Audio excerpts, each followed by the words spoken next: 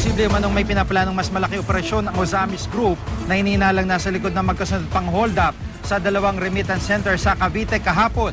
May live report si Julius Segovia. Julius.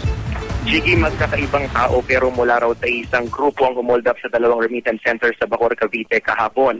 Malakas ang paniwala ng Cavite Police na miyembro sila ng Ozamis Group na kilala umanong tirador ng mga financial establishment gaya ng bangko, money changer at mga ATM.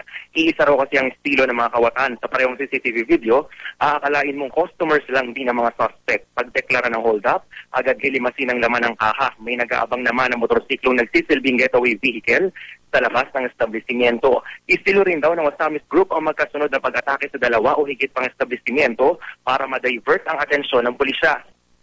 Ayon sa mga otoridad, Jiggy, posibleng may mas malaking operasyon pang niluluto ang Ozamis Group. Sabi ni Police Chief Inspector Angel Beros, malamang nagagamitin lang na pondo ng grupo ang nakulimbat ng ilang miyembro nila sa panluloob sa dalawang remittance center kahapon na aabot sa 100,000 piso. Kaya naman mas pinaigting daw ng Cavite Police ang pagbabantay sa probinsya. Bukod sa regular na pagpapatrolya sa mga strategic point, roronda rin daw ang puwersa ng mobile patrol unit sa mga financial establishment.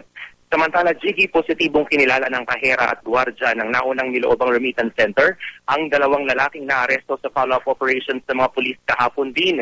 Reklamong paglabag sa Omnibus Election Code at robbery ang isinampa sa dalawang suspect. Wala pa namang naarestong suspect na nanloob sa ikalawang remittance center. Kaya tuloy ang manhunt ng pulisya sa iba pang kasamahan ng dalawang naunang naaresto. Yan muna ang latest mula pa rin dito sa Bacoor. Balik sa'yo, Jiggy. Maraming salamat, Julius Segovia.